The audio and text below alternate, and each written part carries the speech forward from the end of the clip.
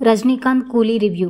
Simon Visakhapatnam పోర్టును 99 ఏళ్లకు లీజుకు తీసుకొని కింగ్పిన్ లాస్టిక్ పేరుతో బంగారంతో పాటు లగ్జరీ వాచ్లను స్మగ్లింగ్ చేస్తూ ఉంటాడు. అతని కోసం పనిచేసే దయ అనేదే లేకుండా అరాచకం సృష్టిస్తూ ఉంటాడు. ఇలాంటి క్రమంలో సైమన్ కోసం పనిచేసే రాజశేఖర్ మరణిస్తాడు. అయితే అది సమాజ మరణం కాదని భావించిన దేవ ఆ మరణానికి కారణం తెలుసుకునేందుకు రంగంలోకి దిగుతాడు. ఈ క్రమంలో రాజశేఖర్ ను చంపింది ఎవరో తెలుస్తుంది. కానీ అతను ఎందుకు చంపారు, అసలు రాజశేఖర్ దేవ బ్యాక్గ్రౌండ్ ఏంటి అనే వివరాలు తెలియాలంటే సినిమాను బిగ్ స్క్రీన్ మీద చూడాల్సిందే. నటీనటుల ప్రదర్శన. కూలీ టైటిల్ రోల్లో రజనీకాంత్ క్యారెక్టర్ గా సెట్ అయ్యాడు.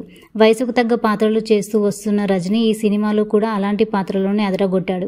సైమన్ పాత్రలో నాగార్జున పరకాయ ప్రవేశం చేశాడని అనిపించింది. ఈ మధ్యకాలంలో చాలా ఈజీతో చేసిన పాత్ర ఇదే అని చెప్పొచ్చు. నాగార్జున ఇలాంటి తరహా పాత్రలో గతంలో కూడా నటించాడు. కానీ నెగిటివ్ షేడ్స్ ఉన్న పాత్ర మొదటిసారి కావడం గమర్శనీయం. ఉపేంద్ర కనిపించింది చాలా తక్కువే అయినా ఇంపాక్ట్ ఉన్న రోల్ చేశాడు.